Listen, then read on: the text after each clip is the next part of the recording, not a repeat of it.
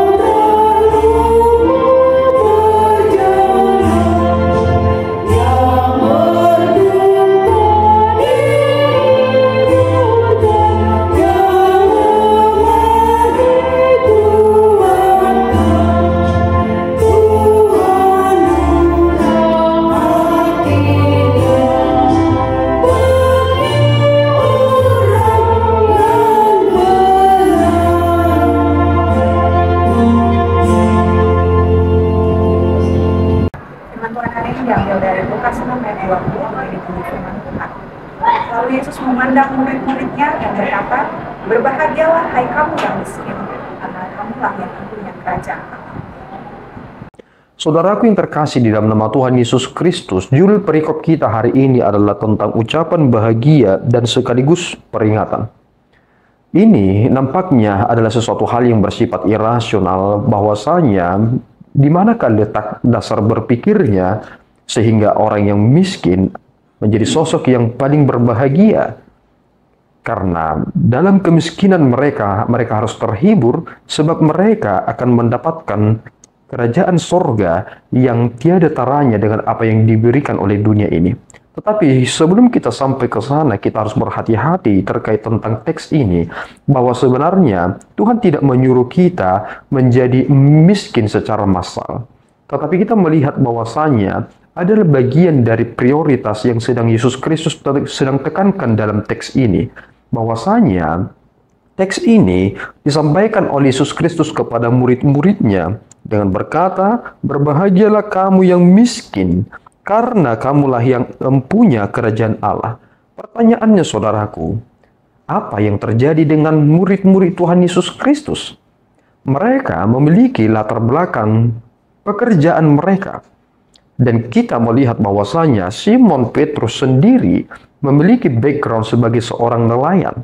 Dia memiliki mata pencaharian dengan berlayar. Dan kita tahu bahwasanya itu menjadi bisnis yang sangat menjanjikan di masa Simon Petrus. Tetapi dia meninggalkannya karena mengikut Kristus. Di sinilah sebenarnya yang menjadi letak dari sukacita yang mendasar. Bahwa ada orang yang meninggalkan latar belakang pekerjaannya untuk menggenapi panggilannya sebagai murid Yesus Kristus. Bukankah itu menjadi sesuatu hal yang di luar nalar dari manusia? Manusia pada umumnya ingin mengumpulkan harta benda supaya dia menjadi sosok yang memiliki status sebagai orang yang terpandang. Tetapi terbalik dengan apa yang dilakukan oleh murid-murid Yesus Kristus, mereka meninggalkannya. Sehingga dalam hal inilah kita harus melihat bahwasanya aku menjadi orang yang sangat bersukacita karena aku tidak dipengaruhi dengan harta benda, karena imanku selalu tertuju kepada Allah. Bukan persoalan miskinnya yang membuat seseorang itu masuk ke dalam kerajaan surga. Karena banyak juga orang miskin yang pada hakikatnya adalah orang yang begitu jahat. mereka sengaja menjadi miskin. Mengapa dikatakan sengaja menjadi miskin? Karena mereka membuat topeng mereka sebagai orang miskin supaya dikasihani. Kemudian dia akan mendapatkan segala kemudahan, dia akan mendapatkan banyak penghasilan dengan mencoba menunjukkan kemiskinannya. Dan kemudian dia menjadi orang kaya yang nampaknya menjadi miskin. Dan yang kedua, ada orang yang miskin, tetapi dia tidak berada dalam posisi yang benar di hadapan Tuhan. Dia bukan menjadi orang yang percaya dan juga sekaligus menjadi orang yang sungguh-sungguh menghasilkan buah keselamatannya. Sehingga jelaslah apa yang dikatakan dalam teks kita hari ini, bukan miskin secara materi yang menjadi objek yang penting, tetapi bagaimana imannya merespon tentang keberadaannya. Jika aku menjadi miskin, aku tidak akan mengutuki Tuhan. Malahan aku akan menjadi pribadi yang lebih berkualitas dengan kemiskinan yang aku miliki. Sebab aku dilahirkan dengan begitu adanya. Tanpa ada intervensi atau apapun, aku dilahirkan seperti itu. Sehingga ini menjadi perjuangan imanku, bahwasanya aku bergantung pada Allah dan mencukupkan diri dengan apa yang Tuhan berikan.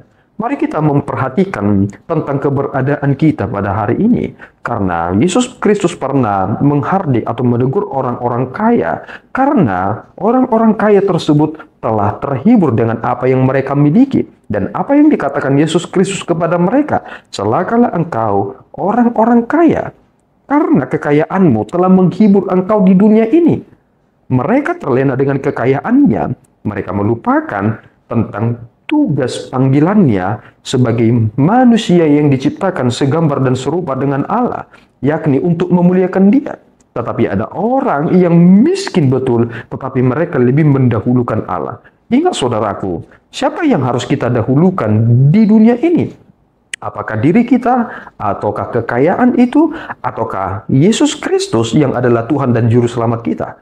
Jika kita memprioritaskan yang merupakan prioritas yang sangat penting, bukankah kita sedang melihat atau melakukan atau memahami bahwa ini adalah kekayaan bagiku? Apakah Kristus yang menjadi kekayaan bagi saudara?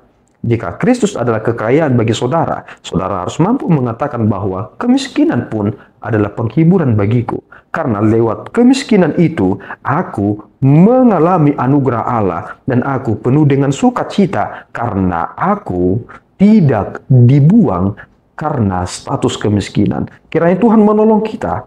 Mari hidup di dalam tugas panggilan yang benar ini dan menghidupi panggilan itu dengan baik dan benar. Tuhan Yesus memberkati, kita berdoa. Ya Tuhan, kami bersyukur atas berkat-Mu. Terima kasih Bapa. Engkau adalah segalanya bagi kami. Sehingga meskipun kami diukur dalam status sebagai orang yang miskin, kami adalah orang yang paling berbahagia karena kami tahu apa yang kami pertaruhkan dalam hidup ini. Kami bukan orang yang malas, tetapi kami adalah orang-orang yang terpanggil untuk melayani-Mu. Biarlah kami ya Tuhan memiliki tekad yang bulat supaya kami hidup setia, sehingga apapun yang terjadi di dunia ini tidak akan mempengaruhi tugas panggilan kami sebagai pribadi-pribadi yang Engkau utus di dalam dunia ini. Terpuji Engkau Bapa, karena Engkau adalah segalanya bagi kami. Di dalam Yesus kami telah berdoa dan mengucap syukur. Anugerah Tuhan kita Yesus Kristus, kasih setia Allah Bapa kita dan persekutuan Roh Kudus menyertai saudara. Amin. Tuhan Yesus memberkati.